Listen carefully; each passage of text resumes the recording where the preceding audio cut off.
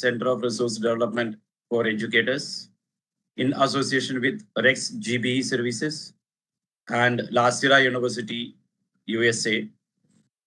I welcome each one of you for today's EDP session. Due to some issues, we couldn't have sessions on last Wednesday. Today, I would just inform you all that due to again there is some technical issue as far as this link is concerned, that we will be trying to sort it out as early as possible. But today also, maybe after half an hour, this will be going out. So please sign up again. Jyoti ma'am, please sign in again to complete the session, because there is some issue which we could not solve it by now. So we'll be doing it as early as possible, but not for this session. As you all know that this session is being arranged with the help of Lasira University, USA. I am privileged to introduce today's speaker, Ms. Jyoti Manral, founder director of Ajanta Vihara Institute of Spiritual Sciences. Ms. Jyoti is an Indian who grew up in an academically oriented family and was exposed to questions about the universe, divine lights, and soul journey from a very young age. Her grandfather was a highly energy sensitive person and a very well learned man of metaphysical sciences, and her curiosity about energy and the universe began from there.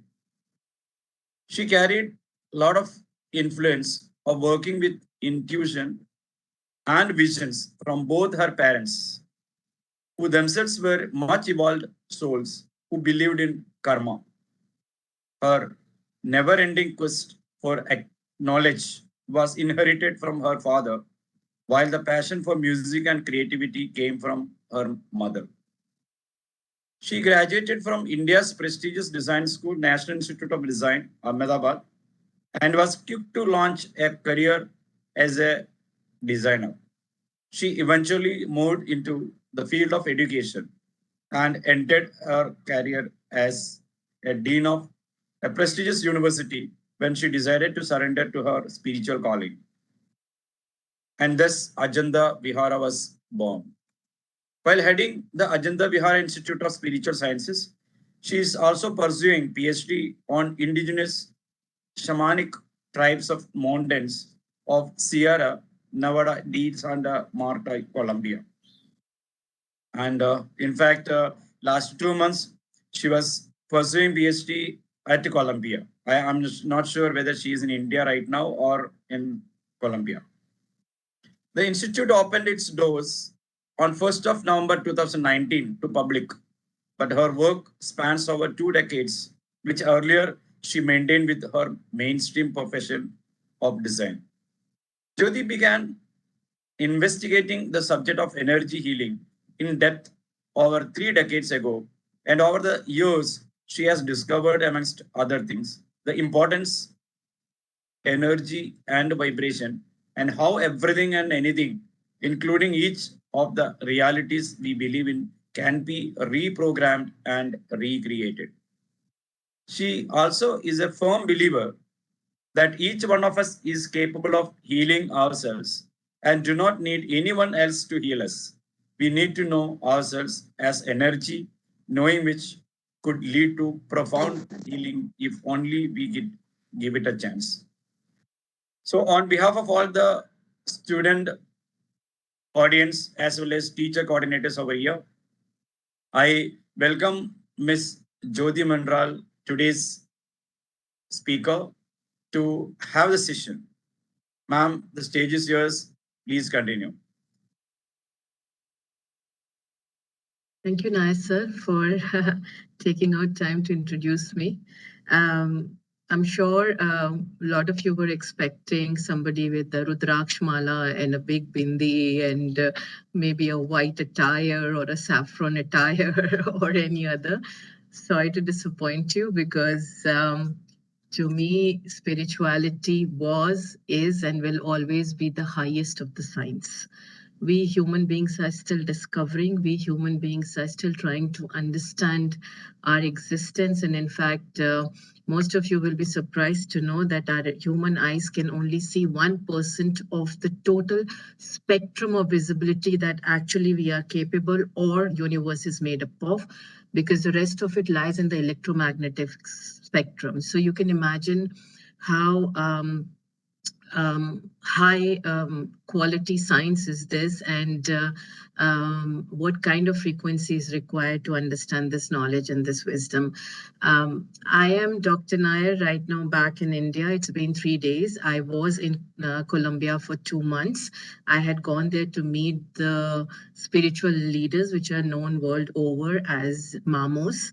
These come from the indigenous community, and they live really in highest of the mountains, connecting with the consciousness. It's a very evolved community in terms of understanding consciousness. And they say your thought makes your reality. So if you ask any Kogi over there, what are the Mamos doing up there in the mountain? They'll say they are creating a new reality. So they're not stuck with ritualism. They're not stuck with, belief system, which just allows you linear progression. But they actually truly believe that consciousness is the way forward to creating a new reality. And this is what I think all of us, whether we call it consciousness, whether we call it thoughts, whether we call it our dreams, our fears, we also kind of refer to. So today I'm here to share my journey with everybody to understand how I, coming from a background of salaried jobs, like nobody in my family had heard of a business, entrepreneurship, starting something of your own. My dad was in the same job, retired from the same job. Everybody in my family was engineers and doctors. You can even imagine that the kind of mindset and the kind of linear thinking they had. So here I am to share my journey with all of you, because one of the things that I have used for myself over the period of last so many decades in my journey is my own skills as a design thinking expert and my own skills as an ikigai expert. And today I sit here completely calm, at peace, very, very happy, experiencing the abundance that I feel that every human existence is aligned for. If my journey can somewhere motivate you, inspire you in your journey, and in you to take those steps that you have dreamt of, or those steps that you have feared all the time, or those steps you believe do not exist in any reality, then I would really feel very happy, and I feel that I'm one step forward in my journey. So Dr. Nair, sir, I have a few slides just to kind of give me pointers. Can I share it here? You can do it. You are the co-host, ma'am. You can do it. All right. Thank you.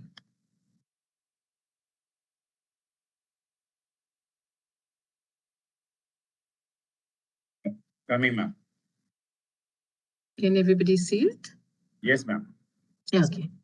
So I am a director of this institute, Ajanta Vihara Institute of Spiritual Sciences. Ajanta, of course, means eternal flame and comes from the ancient monastery that we all know about. It is very important to me because a lot of my knowledge came from studying Ajanta. Vihara actually is Vihar and means monastery. And I believe that every institution is like a monastery where you come to shed off a lot of your fear, and you come to learn unconditional love, and you'll come to learn who you are, what your true existence is. So Ajanta Vihara Institute of Spiritual Sciences, because as I said earlier, I believe spirituality is the highest of the science.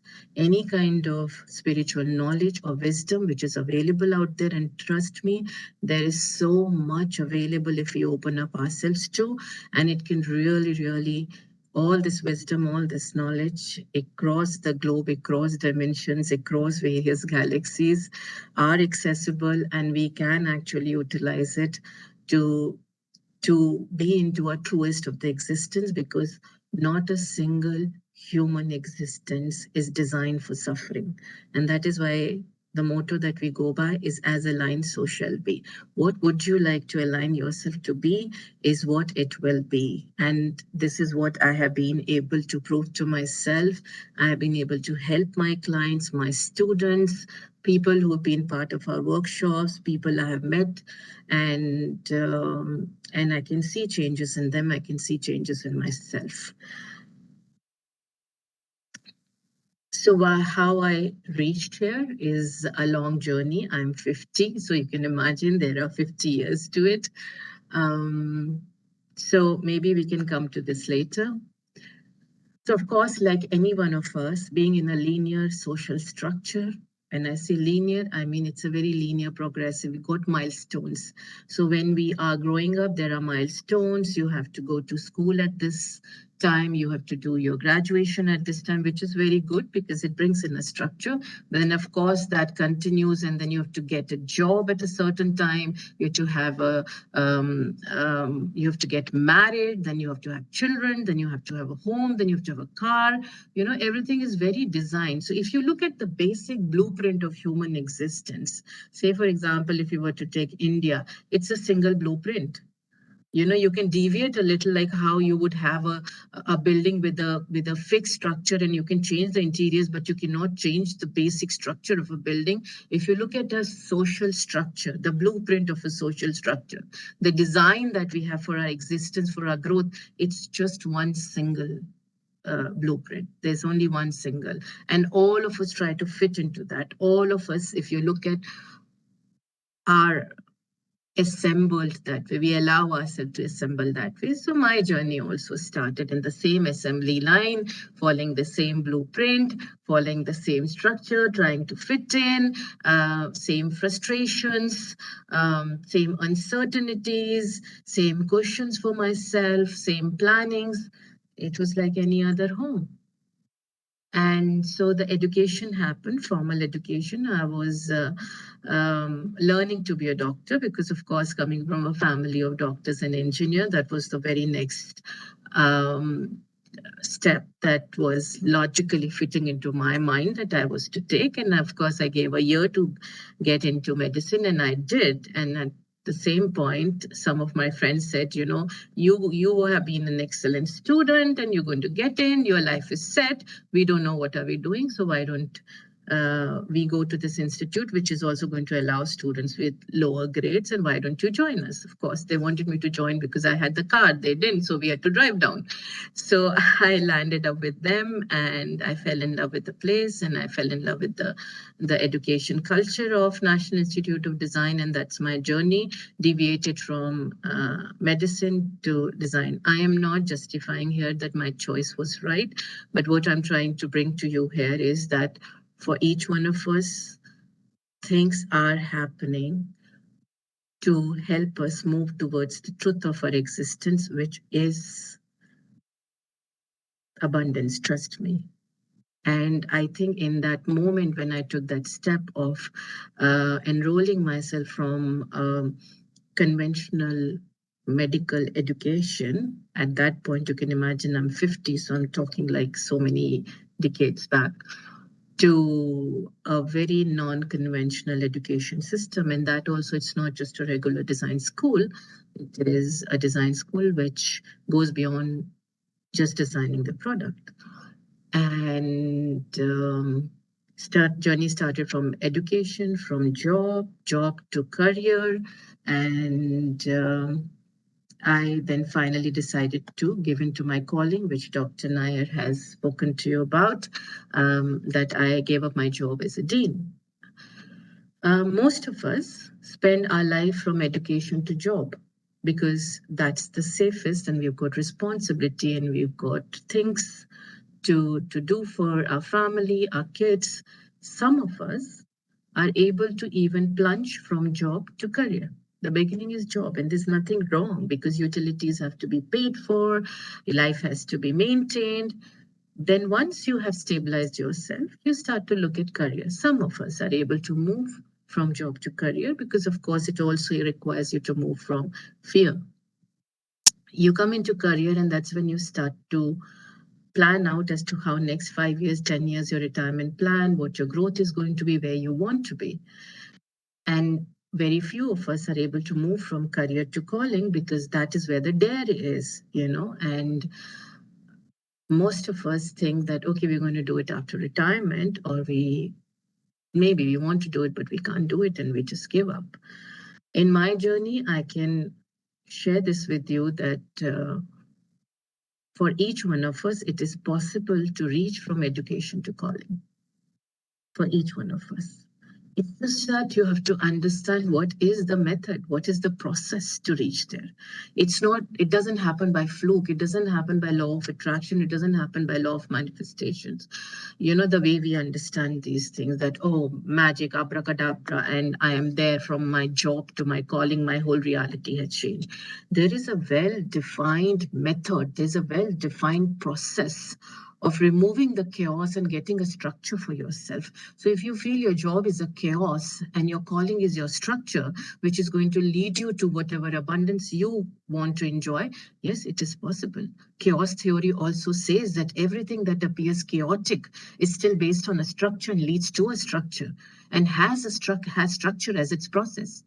So it's how we look at things. So if any one of you, if most of you feel that, I am here because I want to understand my growth plan, and is it possible? Why am I stuck here? What can I do? How can I move ahead? Can I be a shining star?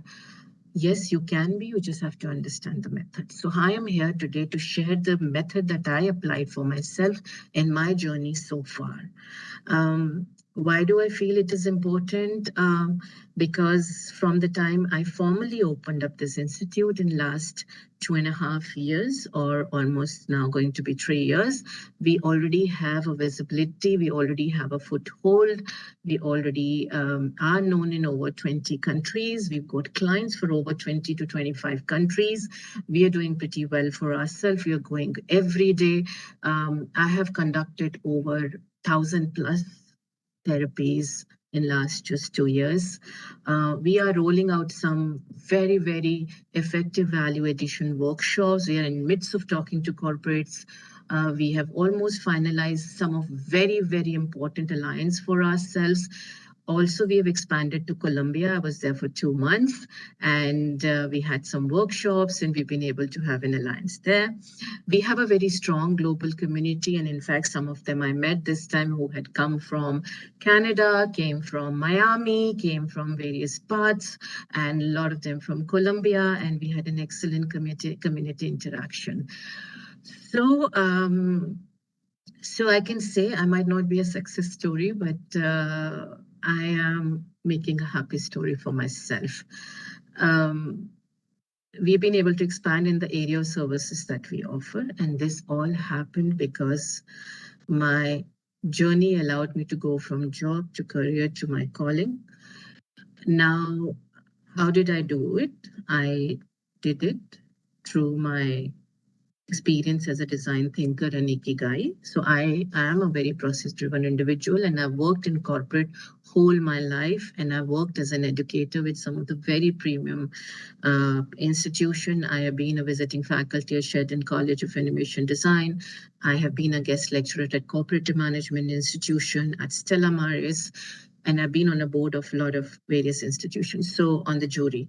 So all that I've done is I've used one single method supported by my experience as an ikigai expert. I have used design thinking. Now, what is design thinking and how did it help me? Well, design thinking, if you have to understand in brief, is a process that helps you understand yourself. It helps you declutter yourself. It helps you do a net catching for the idea, because we all are having so many ideas. Human brain generates so thousands of ideas every day.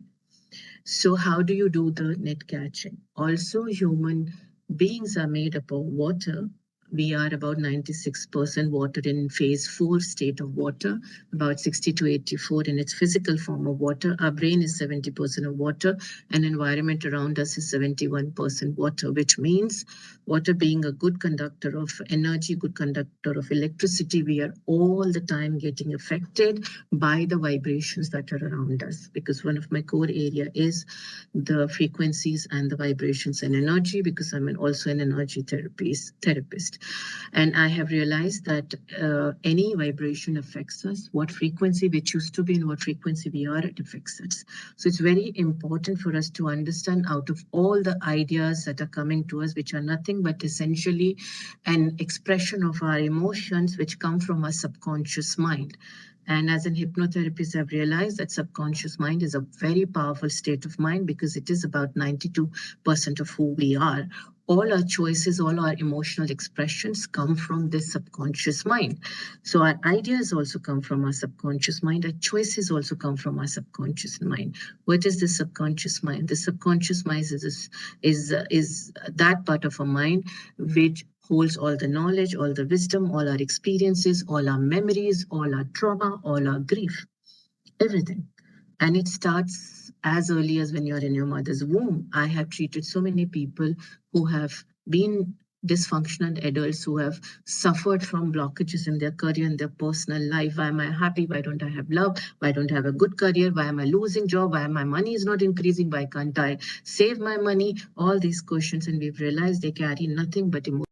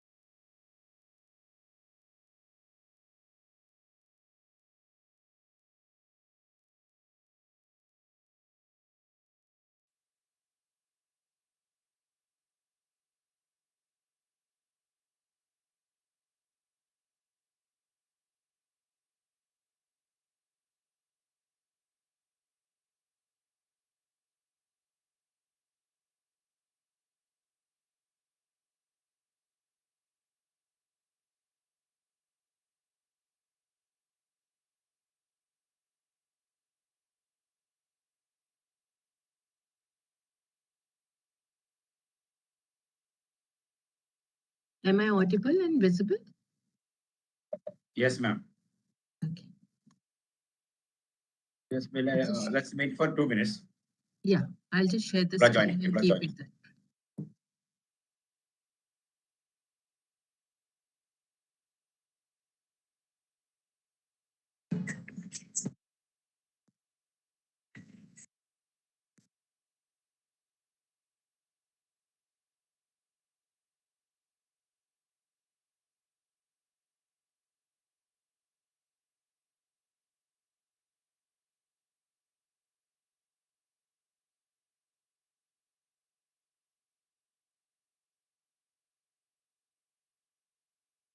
You can start with ma'am. I can start. All right. So till when was I hurt? Was I like, when did we lose the connection? Design thinking, everybody heard about? Yes. Yes. Okay. So one thing that I learned back at my design school, which of course I started to use for my corporate trainings. I've been a corporate trainer. I've also been a trainer within the institutions that I've been working on. I have designed faculty development program. I have designed continuing development programs. I have designed how to, for the organizations to understand how they can have sustainable, profitable growth, and because growth is okay, but to have sustainable, profitable growth is very, very important. So one of my expertise is to work on the happy culture with organizations which are sustainable and to help them understand how collective growth is possible and how a healthy and sustainable community development is possible. And I have done it through design thinking and Ikigai. Design thinking can be understood as 5 basic steps. Of course, it's a very intense and in-depth process. But for our understanding here, due to time constraint, I'm just going to explain these 5 steps to you. I have used it in my personal life. I've used it in my professional life. It's not something that is related to design. So don't please limit yourself from opening up to understanding what design thinking is, because a lot of you might think that, oh, I'm from business background, I'm from commerce, I'm training to be a teacher, I'm training to be a principal, or, I'm looking at a career expansion for myself. I don't need to learn anything about design. No, it's not design, it's design thinking. And in fact, a lot of organizations world over are using this process to redesign themselves, to relook at their values, to relook at their growth and relook at their future. Because pandemic has made us wake up to a lot of things that have been missing. And one of the most important thing in organizations that have been missing is empathize. Now, what is empathize? To me, when I was growing up, I didn't realize that I was an empath or I had empathy and all. All that I knew was that I love to see people happy and I love to see people kind and helping and extending support to each other. And that's what I did, and that's one of my core value system with which I grew up, because my family really reached out to everybody to help in whichever way they could, whether it was just listening to them or so. I think it was, and it is something that each one of us have. Of course, over the years as we grow, we start to limit ourselves from being an empath or from allowing ourselves to unconditionally love. But that's what I realized that I had since childhood. And of course, when I went to design school, I realized that that was one of the biggest asset that I could work on. And as moved forward in the industry, and I've had a good tenure in the industry. I've grown on the corporate ladder, grown in the education segment also. And this is what I applied as a dean too. I realized that to love unconditionally is not your weakness. To love unconditionally is your strength. If only you can allow yourself to understand, how to channel that. Every emotion needs to be channeled. Every emotion needs to be felt and channeled. Because we human beings who are in our body made up of atom must understand that atom is nothing but energy. And energy is nothing but consciousness, and consciousness comes from feelings. So we've been taught all our life, don't feel, don't express, don't say, don't do anything that's emotion. Oh, you're an emotional fool. No. Each and every individual strength is emotion, because we are only about 5 to 10% matter. Rest all is energy. And if we are energy and we are also made up of water and environment is all around us with water, that means this energy is being carried by water. And that is the very reason anything happening in our environment also is felt by us and we get affected by it. And it starts from childhood. It's an environment in your country, it's environment in your home. And there was an experiment that was done 5 years back in California, where a group of monks, about 10,000 monks, were aligned to chant for 40 days. It's not about the chant, it's about the vibration. In one of the towns where the crime rate was at its peak, like maximum, and violence against women and children was really at the highest. And so they took the recording of what kind of violence was there and percentage of violence. And for 40 days, the monks chanted. When the monks chanted after 40 days, they again recorded it, and they found that 60% the violence had come down without doing anything. It's not about the chant, it's not about the religion, it's about the vibration, it's about the consciousness. Together, 10,000 monks were able to bring a shift into the consciousness, and that is what Masaru Emoto's experienced, the Japanese scientist who has extensively experience with water, also says. He has, even on YouTube, you would find Masaru's videos which show how water gets affected through the change in vibration, the vibes, what we call as vibes. I don't like your vibes, I like your vibes. So empathy is a very important aspect of who we are, and it is nothing but an ability to unconditionally love. and be in a state of gratitude.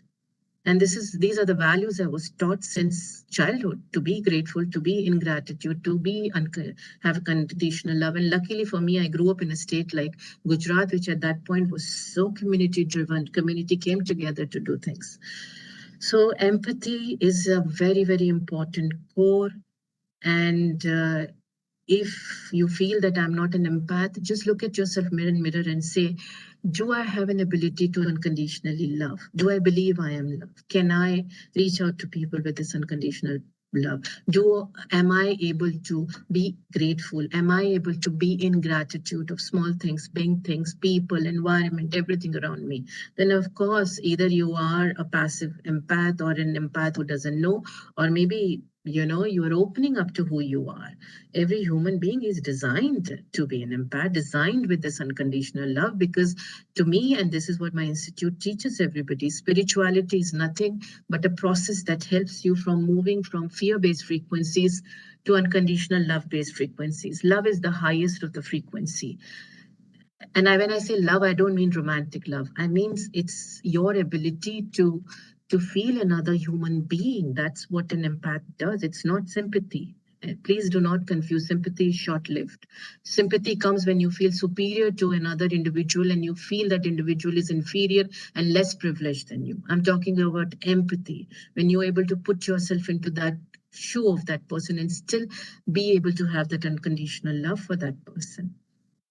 So like all of us, I had this in me, and I just understood it better when I went to design thinking. As I started practicing, and as I realized that people were becoming so lonely in their workplaces, people were getting so lonely in their personal lives, I went through that phase myself. That's how my journey started. I started to ask myself, what is the truth of my existence? And that's how this journey started. And I started to build it into my training programs, my corporate modules, workshops from individual, my courses, my therapies. And this is what our mission today is: to help every individual understand the truth of their existence. Not a single existence is about suffering. You just have to understand the step. Now, when you are having this whole value, this sense of unconditional love and gratitude and gratefulness, that's when you start to define for yourself what is stopping your growth. Have you ever sat down and asked yourself, what is stopping my growth? Now, it is very important, and that's what I bring into my trainings, is that when you are asking yourself this question, what is stopping my growth, whether this growth it at emotional level, at physical health level, trust me, I've treated patients with third stage cancer, with liver failures, with kidney failures, with really chronic sicknesses and ailments. And we've been able to cure them. And the reason we've been able to cure them is because I sit down with them and I say, okay, define for yourself what is stopping your growth of abundance, what is stopping you from being happy, what is stopping you from enjoying money, what is stopping you from anything that you want to do in this life. And when we sit down, we also put the scale of consciousness next to us, and then we ask people, okay, what is the scale of consciousness? Where are you right now? Most of the people say, oh, I'm not able to do this thing because my environment is like this, my husband's like this, my mom's like this, my background was like this. Well, you are at a lower scale of consciousness. So defining what your problem is and understanding the parameters that you have to define it in is very important.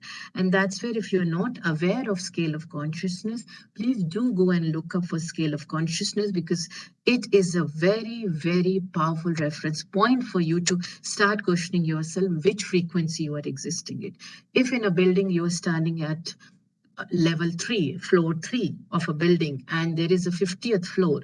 If you're standing at third floor and you expect the view to be that of 50th, it's not going to be there, because you are at that level. If you want to have the view of 50th, you at least have to go to the 45th or 46th or 47th to have a closer view. That's what frequency is all about. So which frequency are you at? You have to understand that. So defining your success, your failures, the reason why. It's not about what happened to me. It's about why it happened to me, with a reference of scale of consciousness would really help. Then once you've done that, we come into the ideation where I said subconscious plays an important role. It is very important for all of us to come into an awareness of who we are at the level of body. Do you understand your body? Do you know how your body functions? I'm not saying become a doctor, but do you even know what kidney stores? Other than the chemicals the doctor, do you know that fear is stored in kidney? If you're having kidney problem, uric acid issues, if you're having edema, if you're having swelling in your legs, puffiness under your eyes, for sure you're carrying a lot of fear in your kidney. So you need to understand your body not just as a body that is supposed to be operational, but a body that is carrying consciousness. And that's where your mind helps. You have to understand all the four windows of the mind.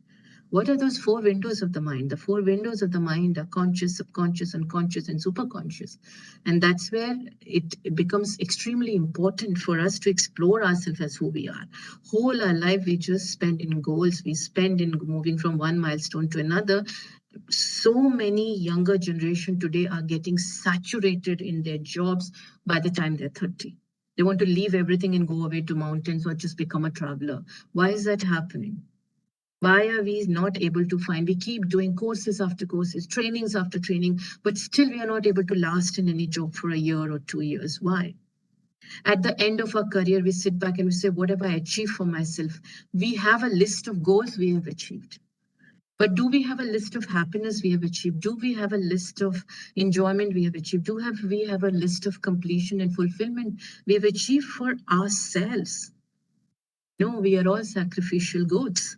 So it's very important when you ideate, you need to understand this ideation is coming from which part of your mind. Because to me, with my experience of hypnotherapy over a decade and handling over 500 clients, trust me, every choice, every step, every expression, every action of yours is coming from your subconscious. Your conscious mind is just a unit that's just bringing it out, right? It's a RAM. It's not your hard disk. It's not your cloud. So it's just something that is for the administration and for the operations of your day-to-day activities. So ideation, to me, design thinking. Now, when I look back as an energy therapist, as somebody who's running this institute, I realize that how important ideation is, but how important the role of subconscious mind here is. And once you have done that, that's where comes the biggest challenge of overcoming your fear. Because whole our life, we have been taught not to fail. Even our education system is designed in the way that the best doing students, best as in number, figure-wise best doing students are put in section A, little less section B, the worst are in the section C, maybe the humanities. I don't know how it is looked at, but I am not a great fan of our education system because it's way too linear, it's way too figure-driven, and it's way too so-called success-driven. There's nothing called success. Every time we're learning to fail better. Even the CEOs of the company leave those organizations, and when you ask them, they said, I just felt stagnant. You know, even the CEOs of the biggest and the largest companies are making these statements saying, I left everything because I felt saturated. Because one has to understand our fear stops us from doing things. That's where prototyping comes into, for us to, it becomes really important. Can you allow yourself to overcome your fear by reaching out to people for their feedback? Can you do that? Can you allow that feedback for yourself? And then, of course, once you have your option A, B, and C, you sit down, and that's where I bring in my testing, I bring in my Ikigai stuff, which is about what I love, what am I good at, what the world needs, and what can I be paid at? Because I believe money is an important aspect too. And we all are capable of fulfilling our needs. We all are capable of really designing a new reality, which includes the financial abundance. So at the end of my design thinking process, and it's become an integral part of who I am. Every day I sit down and I say, what do I love? And this is how this institute was started. This is how every step in my life was started. I sat down before this institute started, and now after coming from Colombia last 3 days, again, I've done this thing. So today it feels as if I'm aligned because last 3 days, this is what I've been doing with my content team, sitting down, and working on the intellectual content because we have to roll out a lot of workshops and programs with companies now in institutes. What do I love? I love to see people happy and kind. And I knew that somewhere, if I love to see people happy and kind, I need to be where I can see or I can bring in that kind of a contribution for people to start enjoying that happiness. I don't have to be responsible for their happiness, but can I give them those tools? Do I have those skills? Because I love to see people happy and kind, and I love to see myself happy and kind. What am I good at? I realize that I am very good at educating people, and I do have the skill sets. I have the skill sets to design education. I have skill sets to design curriculum. I have skill sets to train people to be educators. So I realized that I'm very good at it, and that was one of the reasons that I was a popular dean, and wherever I've been as an educator, I've been loved. And these are the things I started accepting without any ego attached to it. Most of us feel so uncomfortable praising or complimenting ourselves. Then I said, what is it that world needs, which is aligned to what I love and what I'm good at? And that's when I realized that this world needs less of hatred, less of fear, less of disappointment, but really less of fear. And how do we do that? Of course, we can do it through religious practices, to going to people and saying, oh, there's a curse on me, there's a spell on me, or we can truly understand the blockages as consciousness, as who we are. We are made up of atom. Atom is energy. Let's understand it as energy. I said, will I be paid for it? I said, okay, till now as a designer, I have been designing lives, but more in a corporate scenario, education scenario, more as an outcome towards professional life. Excellent. I have the core skill sets. Now, can I start designing life? And that's what I did. So I feel that it is an important process that's really helped me, and we are growing big, not only because of the financial aspect, but we share amazing goodwill from people. Today, people just love us, just love us. And yeah, it's going full house for us in every aspect, and that's from my end. If anything you want to ask me, these are our core vision and mission, and if you see, it's very plain and simple. Our focus is to transition from fear to love. That's it. And spirituality is the process we have decided to adapt for ourselves, and we help others understand spirituality that way. And that is the reason I'm not wearing a huge mala and a bindi and a tika and a white attire or a saffron attire or any other, because I believe that it's a quest of science that I have taken upon myself. So please feel free to ask me any questions, anything that you want to.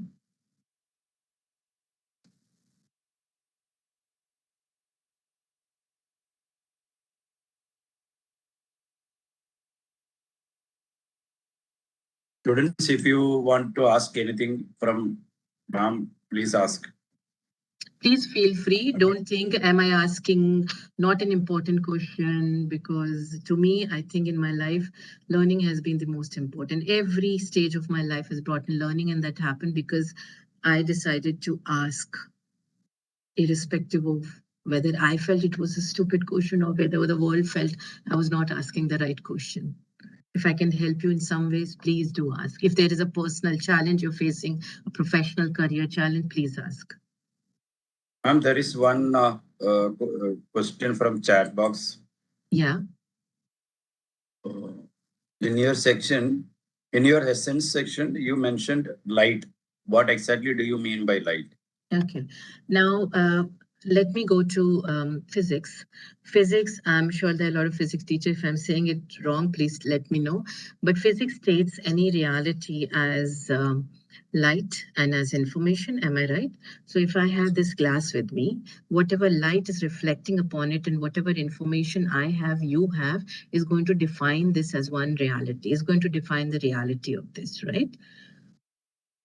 Now, if you look at the quantum physics says light is energy. So don't restrict yourself to looking at light just as light. Understand light as energy, right?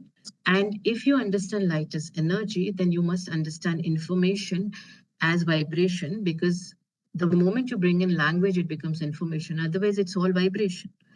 So when I talk about light as our essence, I talk about the frequency. Understand light as its frequency. Light has one of the highest frequencies. If you can understand that, you would be able to understand that each one of us carry that light. Now, I deal with that every day in and out, what we refer to in ancient energy system as aura. And trust me, aura is not something metaphysical or mystical and only a few people can see. All of us are capable of seeing aura. In fact, any child till the age of 8, if you ask, are you able to see any lights around me? They'll say yes, because we are also constructed out of these lights. So we also carry this whole spectrum, like how you see rainbow. Some of us can see a better rainbow than others, because maybe we have that kind of a frequency alignment. Same way, we all also carry lights. And each one of us is capable of seeing the light. Now, there are different frequencies of lights. Now, if you study the aura system, you would realize that there are physical frequencies, emotional frequencies, and there are, of course, the spiritual frequencies, which are more of a consciousness frequency. Like there's a body consciousness, which is more physical frequency. There is a mind consciousness, which helps you understanding the oneness consciousness and the separation consciousness. Then you have energy consciousness, where I work with a lot of ancient chakra system. And then you, of course, have the soul consciousness. And then each of these have a certain frequency parameters, and each frequency emits a certain light.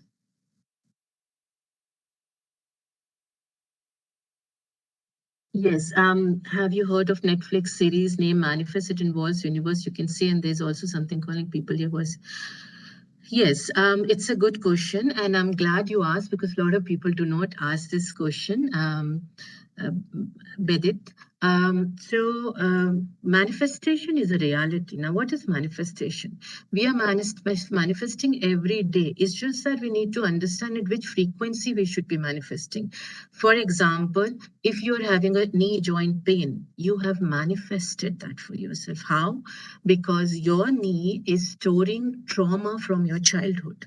And all that trauma, which comes from your insecurity towards your primal need, which is your food, clothing, shelter, which might have got compromised due to your parents' fear, you being in womb and absorbing your parents, or while growing up, it was a very fear driven, or maybe, you were with separated parents or joint family, whatever. But basically, it is a childhood trauma that you're carrying and you're not able to let go. And it is still there in your subconscious every day, in and out, which means you're applying so much of force to it, that is becoming your reality every day. Same way with cancer. Why cancer happens? Because mitochondria cells are receiving a signal from the mind. The body is not healed. Heal. And it keeps multiplying, and there's an outburst of mitochondria cells. What is that? Why is your mind telling your body to heal? Because somewhere that emotion, that thought, that memory is taking so much of your attention in your subconscious space. So you're manifesting cancer for yourself. Of course, you're not doing in your conscious mind, but your subconscious is manifesting that trauma, that pain as cancer, because your focus is so much on it. Maybe 70% of your mind is going into that trauma, your subconscious mind, that you it has no more space to exist as energy. And energy getting compressed is becoming a dense matter energy. So, like, for example, you're asking me, people hear voices or see visions. If I explain my experience in La Sierra, which is the mountain range in Colombia where the mamos are, you'll be shocked, because I've had visions there, and I've had connection with so much of consciousness and so much of download of wisdom and knowledge that I can't tell. So you can take my mail ID and reach out to me if you want to know. But like how a modem and a receiver works for Wi-Fi, like all of us are connected to Wi-Fi. We don't need wires. Same way, human mind also has an ability to be a modem or a receiver. And you don't have to just limit itself to Earth frequency. You can have it. And the reality is that there are other frequencies, there are other galaxies, and there are other consciousness available. Now, that's a different study. There are a lot of research done and proven. Like, just to kind of answer your question, one of the visions I received in La Sierra was that human consciousness was designed for 11 wars altogether. When I say war, I don't mean war as in just physical war. Before it stabilizes itself into fifth dimensional consciousness, which is more about harmony, which is more about peace, which is more about giving, gratitude, and things like that. And out of that, 7 or 8 have happened, and 3 are still pending. And I was guided as to how I can help people to kind of, because currently in universe, the dense matter energy is much more than the light energy. And I came back to Santa Marta and I was talking to this professor from a prestigious university and ex-Google head. And they, in fact, confirmed that one of the scientists recently has been able to prove his theory that human consciousness was designed for 11 wars. And in fact, he has a whole research paper on it and research articles, and he talks about it on YouTube. Where did I get that information from? I didn't know, because I was able to tap into that consciousness, which he was able to tap into. So we have to just understand at what frequency, what consciousness is available. So if you're manifesting at a pain frequency, of course, your body is going to have ailments. You know, if you're manifesting at a trauma frequency, of course, cancer will happen, kidney would happen, puffiness under the eyes would happen, blood pressure would happen, things like that happen. Why blood pressure happen? You will find blood pressure only in people who are not able to express, who feel they're misunderstood all their life, who feel they're not being able to express their truth. People misunderstand, disrespect them, are the people who suffer from blood pressure. Unfortunately, most of us do, because most of us suffer from that kind of an energy blockage inside us. So if we allow ourselves to understand, there's so much to learn. Just don't look at this body as this body. Look at it, look at this body as something that is capable of storing energy and consciousness. And then decide which frequency you want to manifest at. So yes, law of manifestation is real. Manifestation is real. You can manifest anything. I have manifested so many of my realities, which till a few years back, a decade back, I didn't even think was possible. I never thought I would be running an institute successfully where I would have so much of goodwill that doctors, psychotherapists would start sending their patients to me. I really never thought that I would have people sitting there and smiling and saying, you know what, I never realized this is happiness.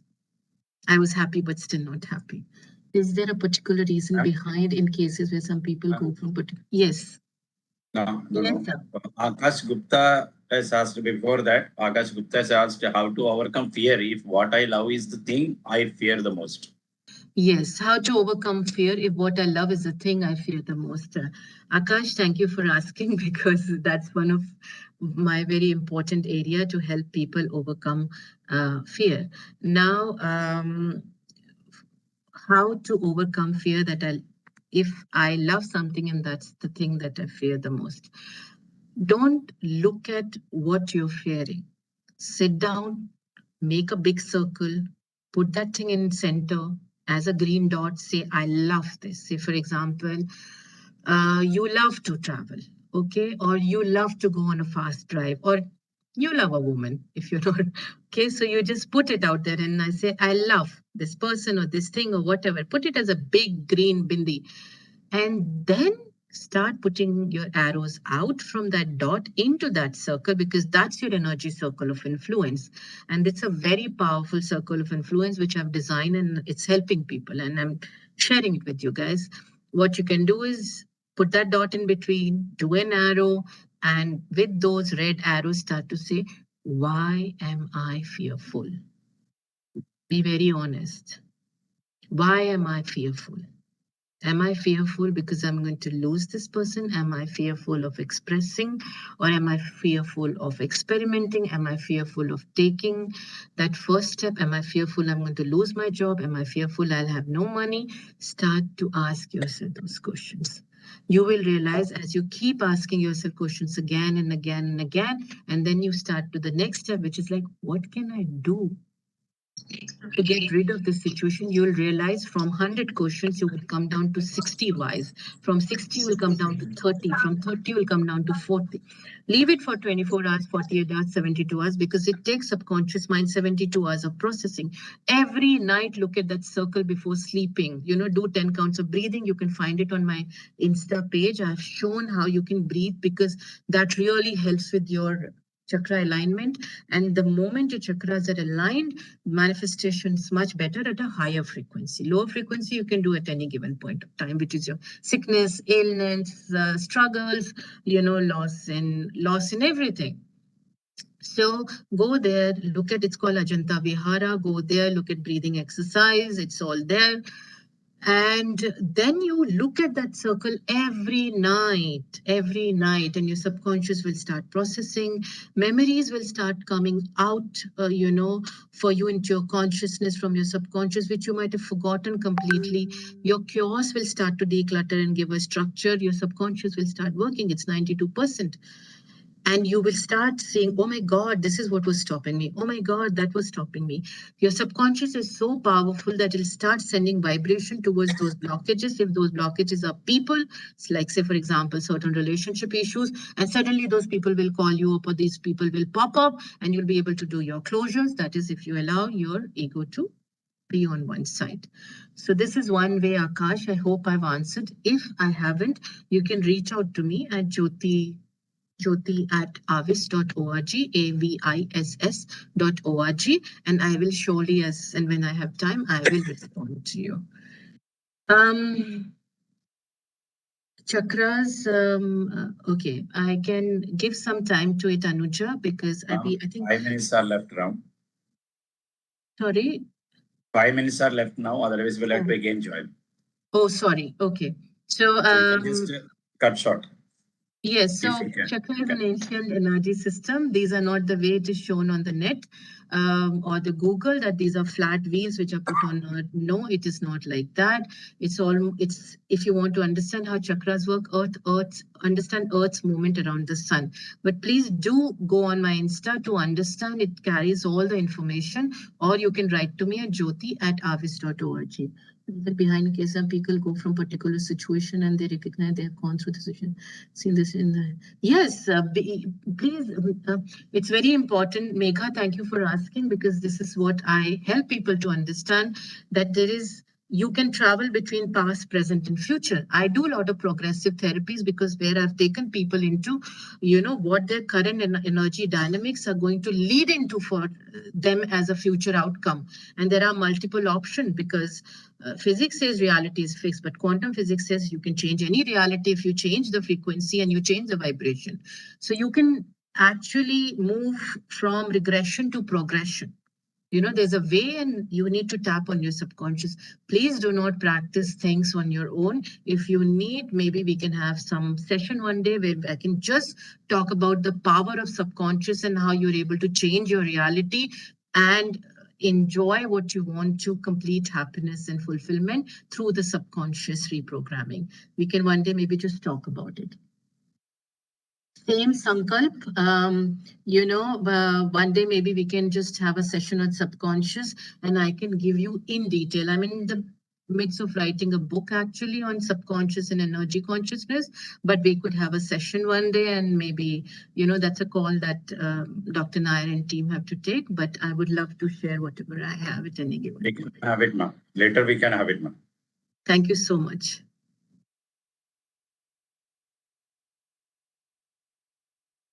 Thank you so much, everybody, for having me here. Thank you, Dr. Nair. So, on behalf of all the participants over here from the different colleges, the teacher representatives, and on behalf of CRB and Rex GP, I would like to thank Ms. Jyoti Manral for having a wonderful session today. Ma'am, this topic was entirely different from what you say, any other subject or the topics. It is not neither entrepreneurship nor any other topics with the students are normally used with. So, thank you very much for having given a insight into this type of a thing, which everybody will have so much doubts. I think this time is very short to explain many things like fear and all that. The answer which you have given about the fear was I liked it most because it's very, very, very good. Because everybody, though they may say many things, but when it comes to us, I mean, I can advise the people. It's very easy to advise. But when it comes to me, then I will have a fear. So the way you have suggested to take care of the fear is fantastic. It's a good one. We can have one more session also. We will plan it, ma'am. So thank you very much, ma'am, and thank you very much all the participants for. I don't know today the participants were less due to the reason I don't know. Otherwise, we would have. I mean, we have a little more people over here. It's weekend, I think. It's weekend. It's Saturday night. So, but every time it is like that. On Wednesdays and Saturdays we have the sessions. Okay. I wanted to say one thing. Being an entrepreneur is not a difficult thing if you can understand the process. Trust me. Just understand. It's very important to understand your subconscious mind. The moment you do, trust me, the journey to become an entrepreneur, and not just an entrepreneur, to become an entrepreneur who's growing with a sustainable growth year after year, with the right resilience, is possible. So till next time. And I'm sure, I mean, entrepreneur should have faith in themselves. Yeah. Welcome. So thank you very much. And maybe in 40 seconds, we will be cutting off this. Thank you, everybody. Have a great weekend. May you all have a wonderful Sunday. Stay connected. Shall I close, ma'am? Yes. Sumi, thank you. Sumi, thank you. Thank you, sir. Thank you. Thank you. Thank Bye-bye. you. Bye-bye.